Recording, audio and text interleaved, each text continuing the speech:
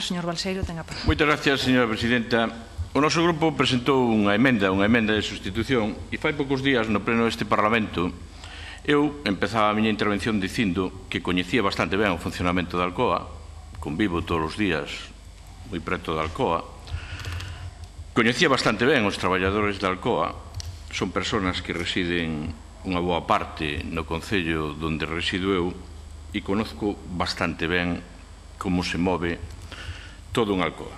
E dito isto, teño que dicir que nós presentamos unha emenda co acordo que tomamos fai poucos días neste Parlamento. Por iso me extraña que ahora mesmo que iremos tomar outro tipo de acordo. Por iso nós entendemos desde o noso grupo que esta iniciativa carece de sentido. Carece de sentido porque se existe un acordo do Pleno do Parlamento, aprobado ademais por unanimidade de todos os grupos, incluído o grupo propoñente desta iniciativa, e aprobado ademais recentemente, é dicir, fai menos de 15 días.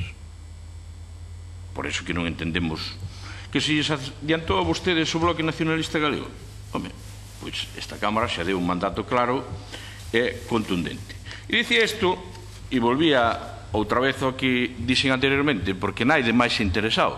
Poden estar interesados o resto dos grupos exactamente igual, pero naide máis interesado que o Grupo Popular e naide máis interesado que o Goberno de Galicia no funcionamento da Alcoa e de que a Alcoa manteña os postos de traballo. Primeiro, porque nós entendemos que é un proxecto que ten futuro e no cual creemos, tanto o Goberno de Galicia como este grupo. E esa é a primeira condición para defender o sector industrial. Primeiro hai que creer nel e hai que ver que iso ten futuro. Porque, bueno, o grupo propoñente aquí todos os días nos sorprende. Por un lado, quere apoiar os traballadores de Alcoa, por outro lado, quere cerrar Ence, por outro lado, non está de acordo con Reganosa e unha serie de contradicións. Pero é que vostedes teñen tantas contradicións que teñen tamén contradición nesto. Porque sería bon que vostedes, que son expertos en dicir unha cousa aquí e a súa contraria, dependendo de quen lles escoite e dependendo do momento, sería bon que nos aclarasen as máis evidentes contradicións internas se están ou non vostedes a favor do sistema de interrompibilidade. Sería bon que non lo aclarara. Porque Yolanda Díaz, por exemplo, que non deixou de ser unha diputada que estuvo no seu grupo, non dice o mismo que dice, por exemplo, o seu portavoz, o señor Antón Losada. Dice todo o contrario. Perdón, Antón Sánchez. Antón Losada, pois, como comprenderá, é un lucense que é da Mariña de Lugo tamén, entonces debía ser pola cercanía, por eso se me foi. Non me suelo marear, non. Mire, pero Antón Sánchez dicía na Comisión Sexta que o pago pola interrompibilidade era, e cito literalmente, aberrante para os consumidores. Pero é que nesa mesma liña pronunciábase o señor Fajardo no pleno do 30 de 9 de 2015, non lle hai tanto tempo.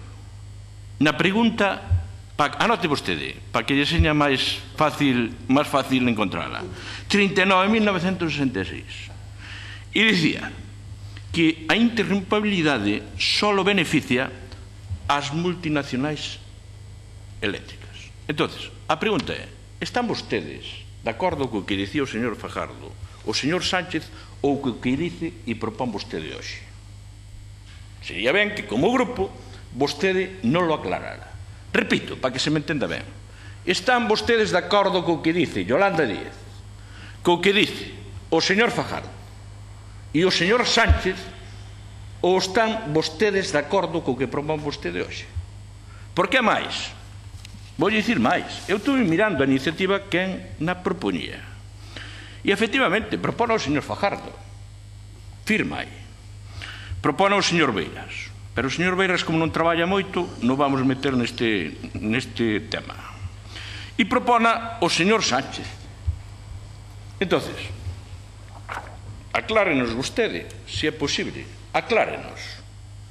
Están de acordo co que dicían estes señores nas comisións que lle dixenlle fechas e linlle literalmente, ou están de acordo co que propoñen vostedes hoxe aquí?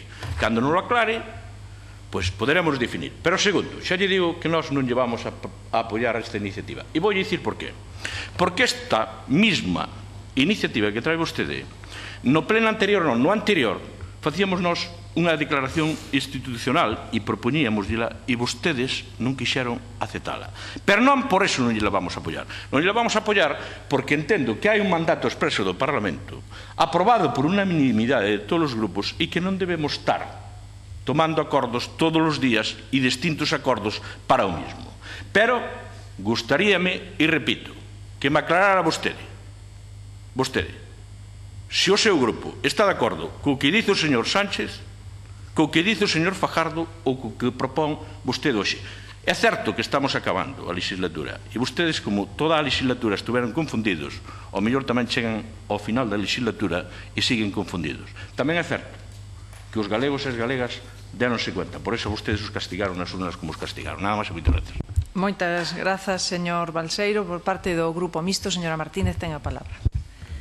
Grazas, presidenta. Bueno, eu quero empezar por decir